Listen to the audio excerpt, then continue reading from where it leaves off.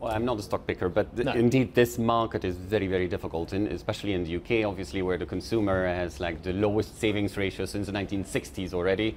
A little bit of improvement on the disposable income, a little bit of a drop in inflation. So, you know, there's a little bit of improvement there, but clearly there's still uncertainty. Inflation may go up again if sterling continues to drop.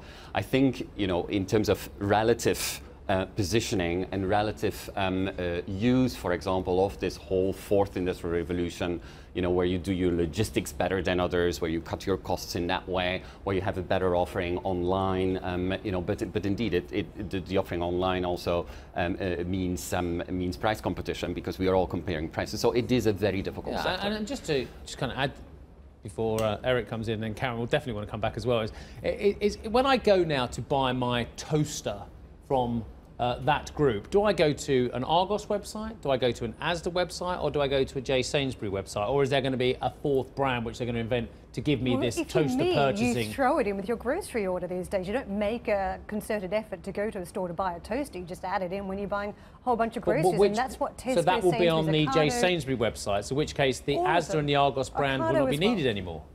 But what I'm saying is, are we going to fall for the same trap that other companies have, where you're actually having a confused offering and you don't know where you're supposed to be going to buy this? What I would say is that it's a story about volume right now over price. So they're all going for volume. And does that sound familiar? A bit like the Amazon game, where the margin's a little bit less relevant. It's all about dominance and market share.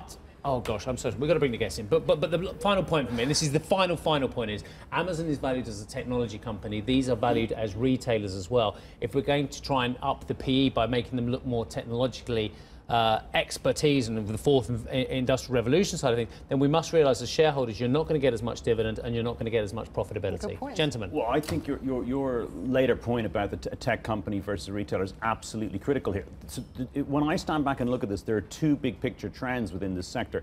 One has been a scale economy game, and that's an old game. That's ultimately Walmart, Tesco's originally. It looks like as a strategy that's pretty much exhausted, so people don't have competitive advantage through scale in this industry.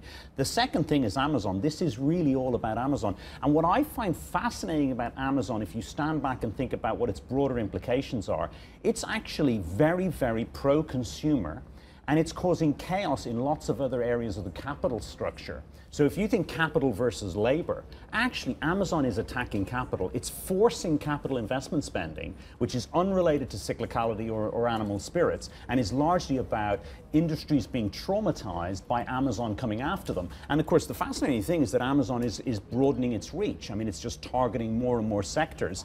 So if you stand back from this, I still think this tells you fundamentally that there isn't an inflation problem. And actually, we've got a much more interesting capital expenditure issue, which isn't being captured in the data. It's not traditional CapEx. This is about industries facing huge competitive threat from technological innovation. And critically, to your point, Steve, this is from a business that has an incredibly low cost of capital. I mean, look at the PE multiple on Amazon. Amazon can almost finance itself for free, and it's incredibly aggressive and an extremely dangerous player when it enters your market. Willem? Well, I think, you know, you were talking about the inflation picture. Indeed, you know, that whole price competition is having a big impact on markets, because I always look at the broader implications for markets. Yeah. You know, I think CPI is fundamentally capped, you know, in a lot of areas around the world. Actually, this is not just a UK phenomenon because of that price. Hey everybody, it's Hadley Gamble from our new CNBC Middle East Bureau in Abu Dhabi. Thanks for stopping by. Now, to watch more, you can try one of the videos that just popped up on your screen. And don't forget to subscribe.